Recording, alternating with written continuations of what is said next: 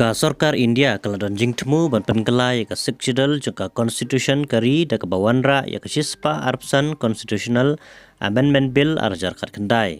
Kidon shibon ki kandon ki baka home ministry kala terwa ban Pynkhlaiñ mat kane kala dai ka wei dan ki mat ka ba kongsan hakini ki hendrustam balalej. Ka EC jangka Khadc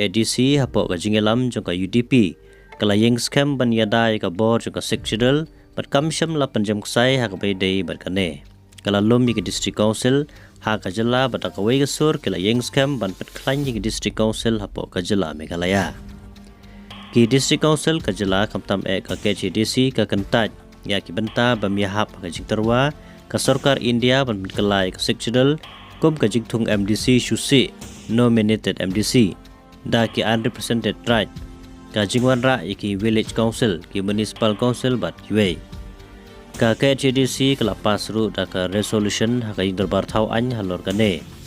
ya ka resolution lawan ra do ba titos tarwel khañ wat ka yeng da ka wei ka sur kala ai ya ka jing manjur. Ka Khadc kala pha ya shibun ki jing terwa ban Pynkhlaiñ bat panbai ka sikchidal kom ka jing ai bor susu ya ki ADC pan bujli ya kantin president da ka kantin governor haka para 12A bracket B. Kajing penlong tribal area no ya barok kawai ke jela Meghalaya. Kajing pen ko bor ya ke bor snaan ki ADC kumbalong ki state legislative assembly da ka babusot ya ke mensem jongka artikel arspa bat kiwei. Nalor kane ka Khadc kala pen kreru pen pentrekam ya ka direct funding sya ki snong ki thau po pursam jongka Sarkar India lengba ka sispa arpsan Constitution of India Amendment Bill R1000 Khadc. Lani sikchidal amendment bill arjar Khadc. Kala penkre banwanra ika direct funding syakisnong hapo ki tribal area jong ka Meghalaya. Banwanra ika direct funding ka Sarkar India katemu banbu iki village council haki nongkandong bat iki municipal council haki jakasar. Kajingdon iki village council bat ki municipal council kan sakta shkadai ya karukom trekam jong ki dorbar snong bat lese kilaru bandu no hakawai kesngi.